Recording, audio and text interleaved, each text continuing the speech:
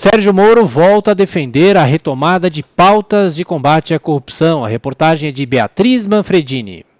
O ex-ministro da Justiça e Segurança Pública, Sérgio Moro, defende o fim do foro privilegiado. Segundo o ex-juiz federal, a discussão sobre o mecanismo, que classificou como um resquício aristocrático dentro de um regime democrático e republicano, está atrasada no Brasil. Em evento virtual da Câmara dos Deputados nesta quinta-feira, Moro afirmou que o término do foro privilegiado não abrirá precedentes para que autoridades sofram retaliações políticas. Sérgio Moro ressaltou ainda que o Congresso Nacional e o governo federal foram eleitos com base na pauta anticorrupção e que, por isso, a agenda ética precisa ser retomada mesmo durante a pandemia. Claro que hoje nós temos um cenário diferente, que é o da pandemia, que é o objetivo principal das nossas preocupações, tanto a preservação das vidas como a retomada econômica, mas essa pauta ética não deveria ser abandonada, até porque é possível, né, isso nós não devemos enganar ninguém, isso é possível tratar de sistemas paralelamente, né, não existe um empecilho para tanto, basta aí a vontade política. O texto visa restringir o foro em caso de crimes comuns. Dessa forma, continuariam com o privilégio apenas o presidente e o vice-presidente da República, o chefe do Judiciário e os presidentes da Câmara e do Senado. As demais autoridades perderiam o mecanismo. O ex-ministro da Justiça e Segurança Pública, Sérgio Moro, disse que sempre defendeu a mesma postura a favor do fim do benefício. A minha posição quanto a esse tema é clara, desde quando eu era juiz federal, depois como ministro, depois agora como cidadão comum. Eu nunca defendi o foro privilegiado, sempre fui contra, e acho que ele não faz falta nenhuma ao nosso sistema normativo. A PEC, que propõe modificações no foro, foi aprovada em comissão especial em 2018 e, desde então, aguarda votação no plenário da Câmara. Moro também pediu que o Congresso vote a prisão após a condenação em segunda instância da Justiça, seja a PEC em tramitação na Câmara, seja o projeto de lei no Senado.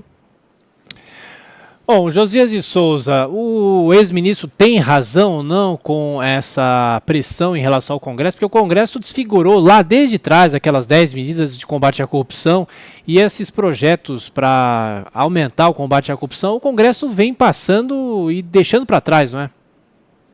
O ex-ministro tem toda a razão, né? E essa proposta já foi aprovada no Senado, foi aprovada numa hora em que o Supremo Tribunal Federal ameaçava ele, Supremo, tomar uma decisão sobre o foro, acabou tomando, relativizando o foro, hoje já estão até desfazendo o que fizeram, mas o que tinha ficado decidido naquela ocasião é que só valeria o foro privilegiado para crimes cometidos durante o mandato e relacionados ao mandato. Então agora, por exemplo, no caso do ex-governador José Serra, o processo dele foi para a primeira instância, porque os crimes eram da época de governador. Agora, o Gilmar Mendes está trazendo de volta, alegando que não, que pode ser que tenham encontrado alguma coisa, fizeram uma busca e apreensão no gabinete do Serra no Senado, e ele alega que pode ter sido descoberto ali alguma coisa relacionada ao mandato do senador. Você não tem explicação. Então, voltando os processos. O problema é que o Sérgio Moro virou um personagem do passado que tenta se transformar em protagonista do futuro. Ele passou a ter cara de passado porque se formou em Brasília uma nova coalizão, que está virando a página do esforço anticorrupção e está virando a página para trás. Agora mesmo, o filho do presidente da República está guerreando lá no Supremo Tribunal Federal para obter o foro privilegiado, que o seu pai e ele próprio diziam que deveria terminar. Agora, como ele está enrolado, ele quer o foro privilegiado. Então, virou a página, o Sérgio Moro é um personagem do passado e ele torce para que essa agenda anticorrupção volte a ter relevância para que ele seja candidato lá em 2022. A conjuntura não é favorável para ele agora. Nas pesquisas ele aparece em terceiro lugar, mas muito atrás do Bolsonaro, que está em primeiro, e do Lula, que está em segundo, já bem atrás também.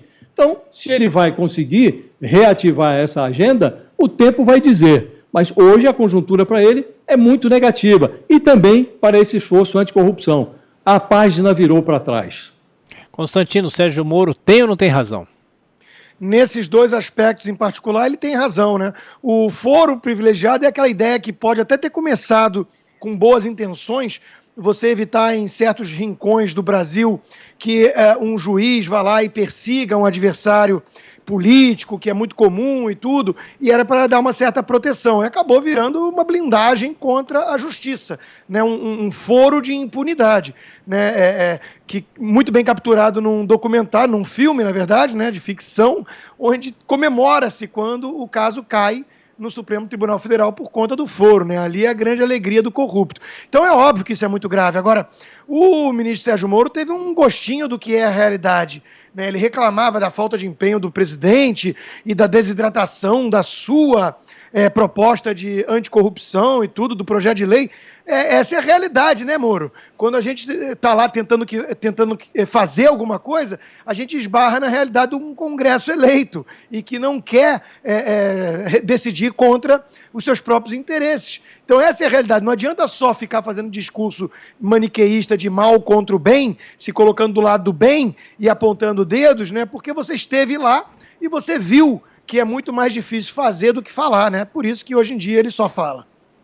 Tem um aspecto aí, Tiago. Pode falar, Josias.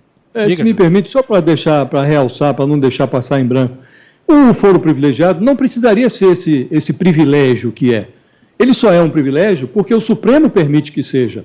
No julgamento do Mensalão, por exemplo, os envolvidos, quase 30, foram condenados em última instância e foram para a cadeia, porque não tinha mais recurso possível. Então, se o Supremo Tribunal Federal quisesse, o foro privilegiado poderia ser o inferno dos corruptos. Não é, porque o Supremo retarda. Tem lá Collor de Mello, Renan Calheiros, vários réus que estão com processos prontos para julgamento e o Supremo não julga. Por isso, o foro virou esse jardim do Éden. Não precisava ser, se o Supremo Tribunal Federal cumprisse com a sua obrigação.